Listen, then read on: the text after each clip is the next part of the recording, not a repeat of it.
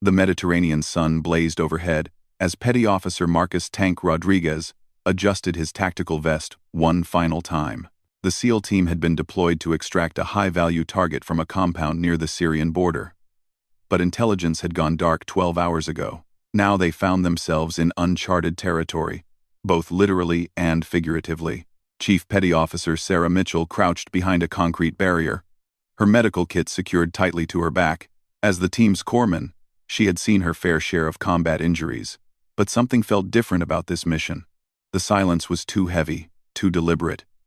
Even the local birds had stopped singing. "Movement at 2 o'clock, whispered Lieutenant Jake, Whisper Thompson through their comms. The team leader had earned his nickname not for being quiet, but for his ability to appear and disappear like a ghost. His eyes never left his scope as he tracked something in the distance. The team had been operating in the region for 3 weeks, gathering intelligence on a suspected weapons trafficking ring. What started as a routine surveillance mission had escalated when their informant, a local shopkeeper named Amira, had sent word about a massive shipment arriving that very day. The intel suggested the shipment contained not just weapons, but something far more dangerous. Sarah checked her watch. They had been in position for 47 minutes, waiting for the all-clear to advance toward the target building. The structure looked like any other war-torn building in the area, with crumbling walls and broken windows, but satellite imagery had revealed extensive underground tunnels beneath it. "Eyes on multiple tangos," Tank reported from his position on the eastern flank. Through his binoculars, he counted at least 8 armed men moving between vehicles in the compound's courtyard. Their movements were too coordinated, too professional to be ordinary smugglers.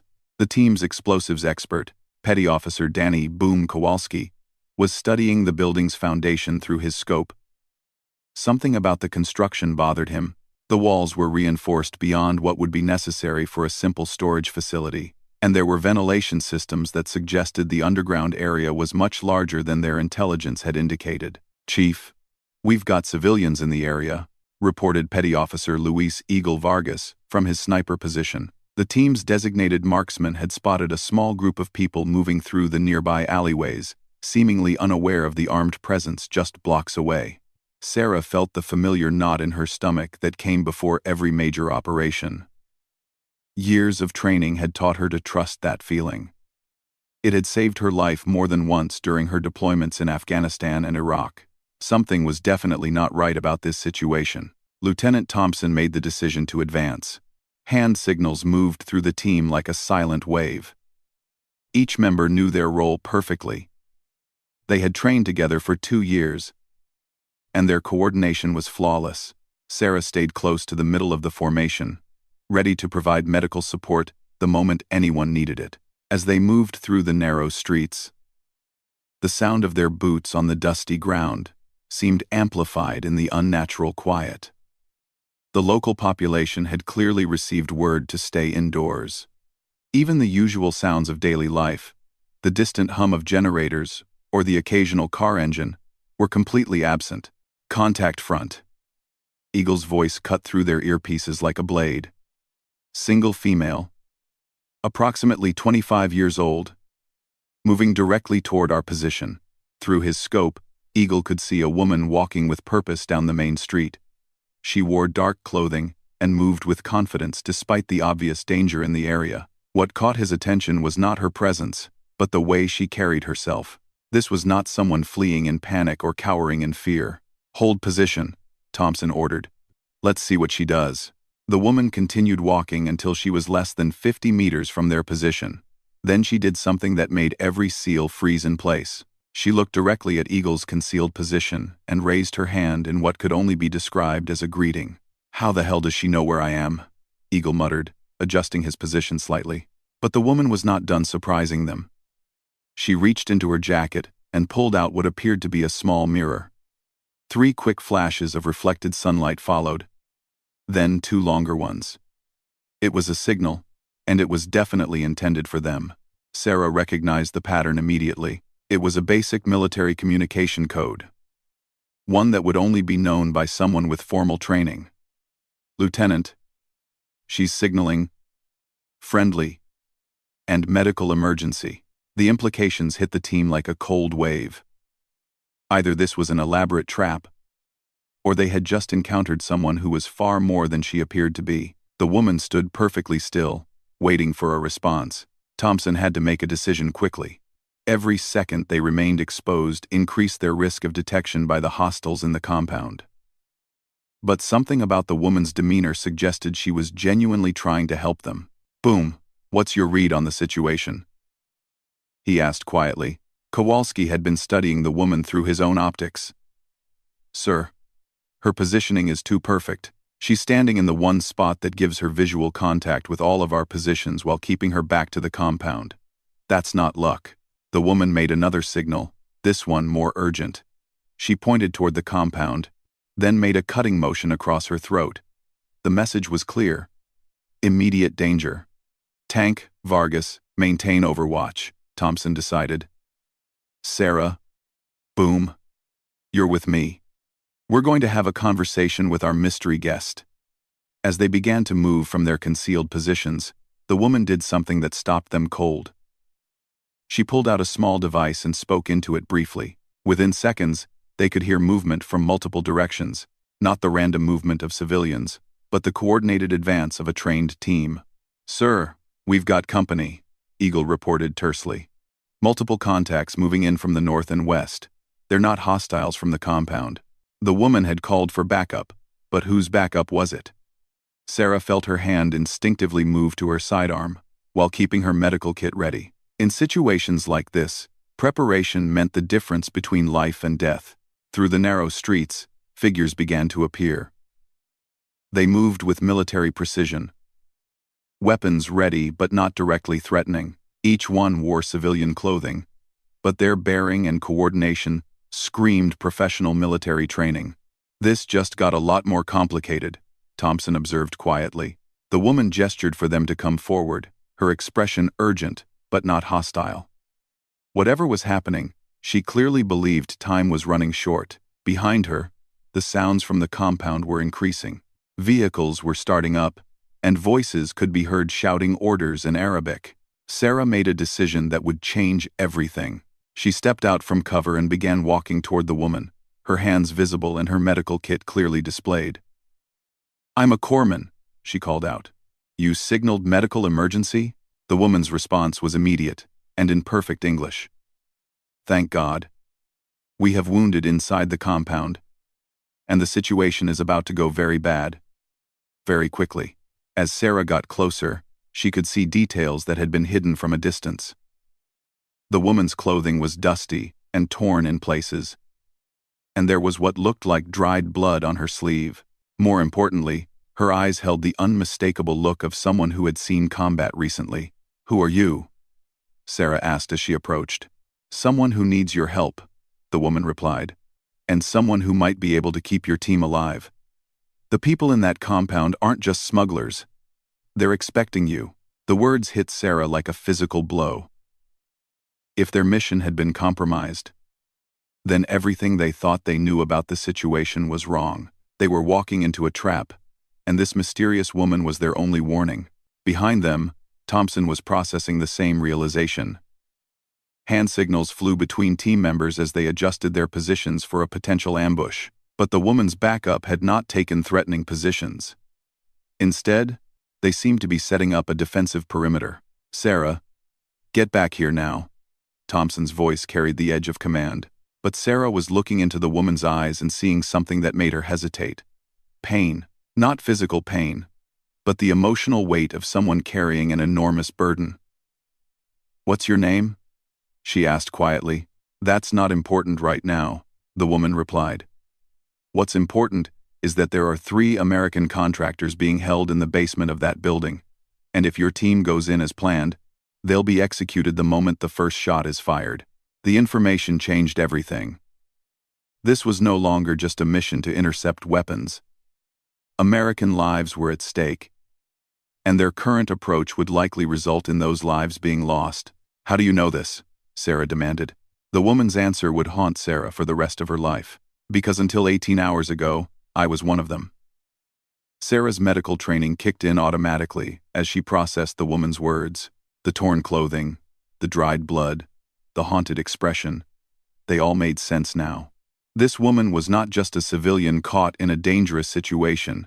She was a survivor of captivity, possibly torture, and she had somehow managed to escape.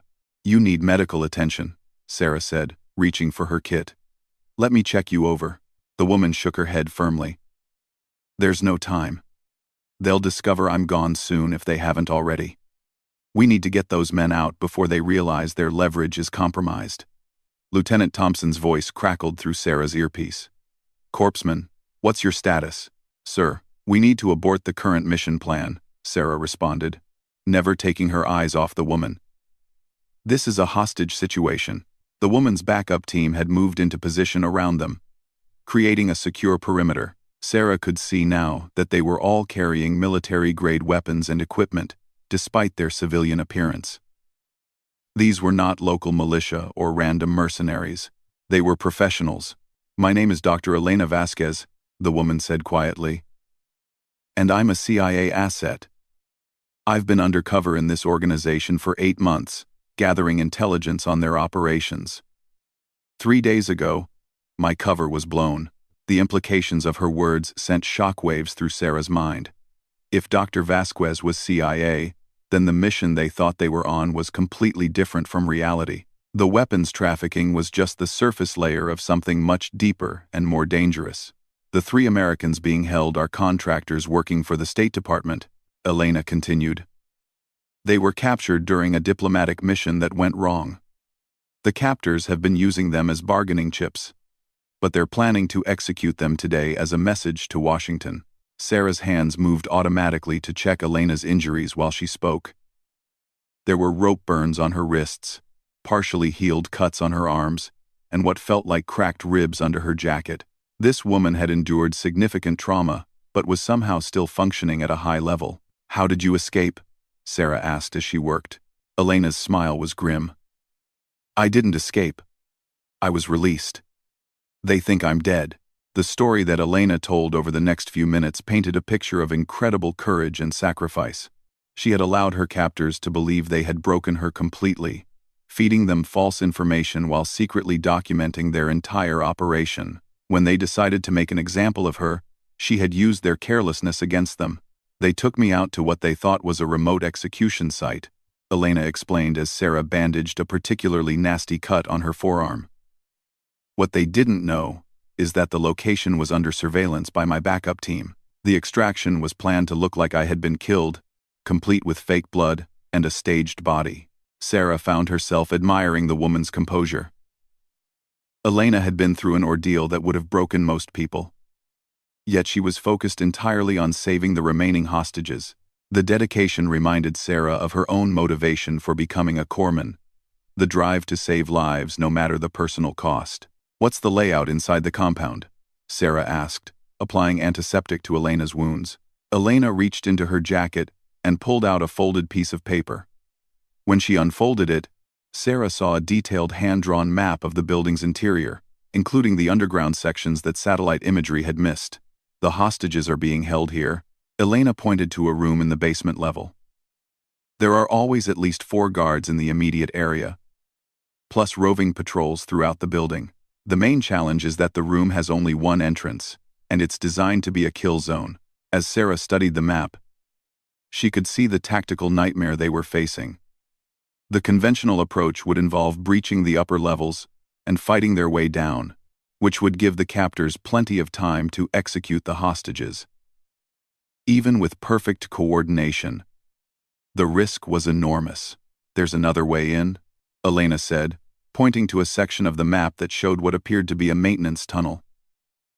"This connects to the city's old sewer system. It was built during the French colonial period and runs directly under the building." Sarah felt a surge of hope.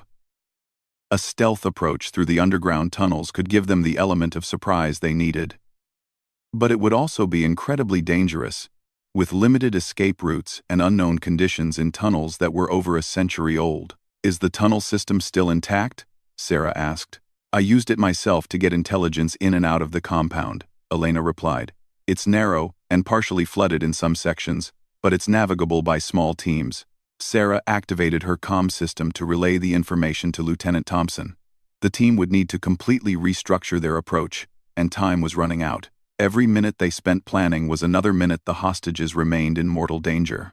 Elena's backup team leader approached them, speaking in rapid Spanish with Elena before turning to Sarah. "My name is Captain Rodriguez. I've been coordinating with Dr. Vasquez for the past 6 months. We have additional intelligence that your team needs to see." Captain Rodriguez handed Sarah a tablet displaying surveillance footage from inside the compound. The images were grainy but clear enough to show the 3 American hostages in a basement cell. They were alive, but their condition was obviously deteriorating. "This footage is from 12 hours ago," Rodriguez explained. "The captors have been interrogating them regularly, but the situation escalated yesterday when they received word that a rescue attempt might be imminent." Sarah watched the footage with growing concern. One of the hostages appeared to have a serious leg injury that had not been properly treated. Another showed signs of severe dehydration. If they were going to save these men, it had to happen soon. "What's the timeline?" Sarah asked Elena. "The execution order was given this morning," Elena replied grimly. "They're planning to film it and release the video as propaganda.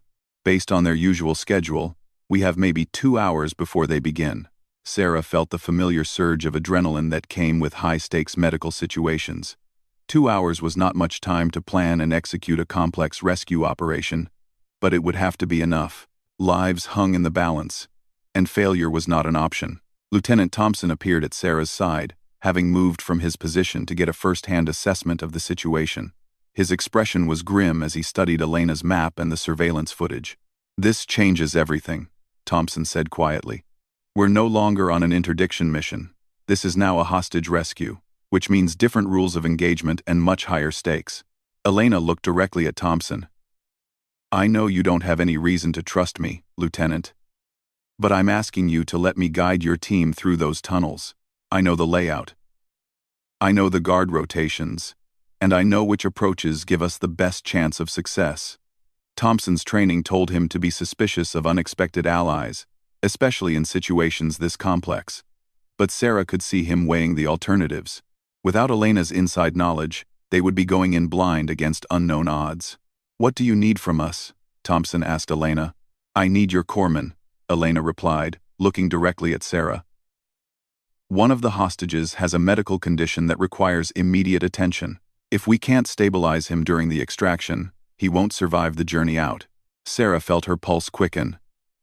This was exactly the kind of situation she had trained for. But the stakes had never been higher. She would be working in hostile territory, with limited equipment, trying to save someone whose condition she knew nothing about. "What kind of medical condition?" Sarah asked. Elena's expression became even more serious. "Diabetes. He's been without insulin for 3 days, and he's going into diabetic ketoacidosis. If we don't get him medical attention within the next few hours, he'll slip into a coma." The medical implications hit Sarah immediately. Diabetic ketoacidosis was a life-threatening condition that required immediate intervention. In a field environment, with limited supplies and hostile forces nearby, treating it would be incredibly challenging. "Do we have any intelligence on what medical supplies might be available in the compound?" Sarah asked. "Nothing usable," Elena replied. "They've been keeping the hostages barely alive, but they're not interested in actually treating their medical needs." Sarah made her decision. "Lieutenant, I need to go with her. That man will die without medical intervention, and I'm the only one who can provide it." Thompson nodded grimly. The mission had evolved beyond anything they had planned for, but the objective was clear. American lives were at stake, and they had the opportunity to save them. As Sarah prepared her medical kit for the underground journey ahead, Elena pulled her aside. "There's something else you need to know," she said quietly. "The reason they captured those contractors in the first place. They weren't just in the wrong place at the wrong time." Sarah looked up from her preparations. "What do you mean?" Elena's next words would change Sarah's understanding of the entire situation. "They were specifically targeted because one of them is the son of a United States senator. This isn't just about propaganda, it's about political leverage at the highest levels of government." The revelation about the senator's son hit Sarah like a physical blow. The political implications of this mission had just escalated beyond anything she had ever experienced. This was not just about saving 3 American lives. It was about preventing an international incident that could have far-reaching consequences for U.S. foreign policy. Elena led Sarah and 2 other team members, Tank and Boom, toward what appeared to be an abandoned building 3 blocks from the target compound. The entrance to the tunnel system was hidden beneath a false floor in the building's basement, accessible only through a narrow opening that had been carefully concealed. The tunnel system was built by French engineers in 1923, Elena explained as she pried up the concealment panel. It was designed to connect government buildings during the colonial period, but it was abandoned when the political situation changed. Most locals don't even know it exists. Sarah peered down into the darkness below. The tunnel opening was barely wide enough for one person, and she could hear the sound of slowly moving water echoing from the depths. Her medical kit would have to be reconfigured for the cramped conditions they were about to face. "How long is the journey to the compound?" Tank asked, checking his gear one final time. "Approximately 400 meters through 3 different tunnel sections," Elena replied. "The first section is in good condition, but the second has partial flooding. The third section comes up directly beneath the compound's foundation." As they prepared to descend, Elena provided more crucial details about their target. "The senator's son is Michael Harrison. He's 28 years old, worked as a diplomatic security contractor for 3 years. The diabetes diagnosis is relatively recent, only about 18 months ago, so he may not be fully adapted to managing it under stress conditions." Sarah absorbed this information while rechecking her medical supplies. Treating diabetic ketoacidosis in ideal conditions required careful monitoring and gradual correction of blood chemistry. Doing it in a hostile environment, with limited supplies and no laboratory backup, would require all of her skill and experience. "What about the other 2 hostages?"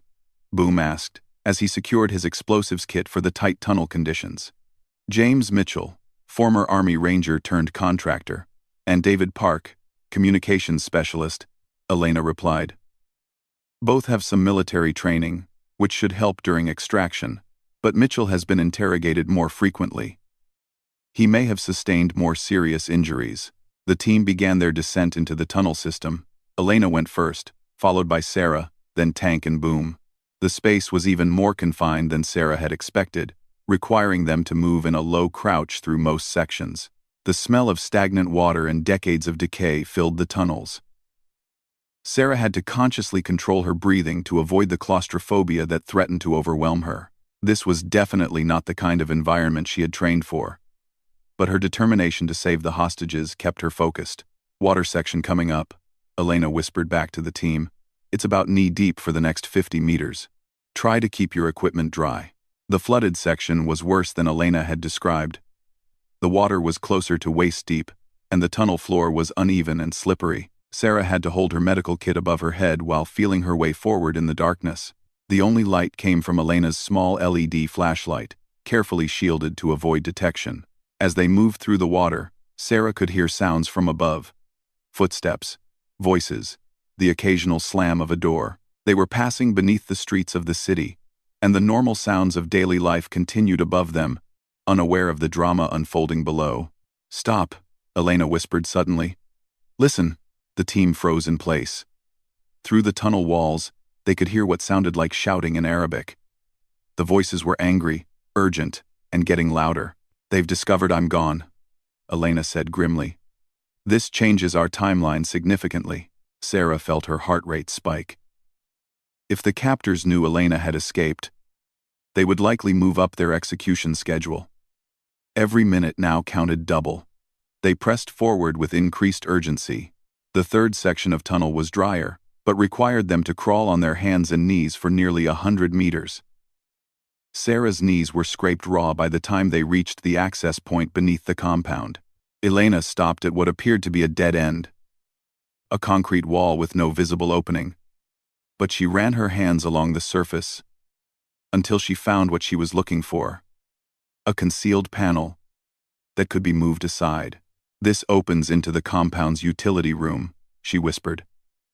"From there, we have direct access to the basement level where the hostages are being held.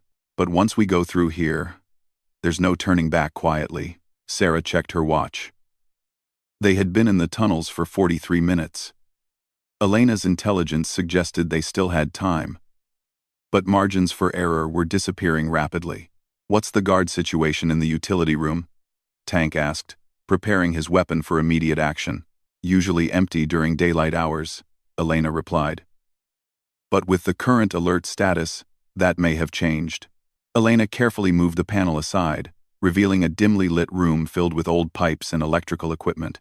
She listened carefully for several seconds before signaling the all clear.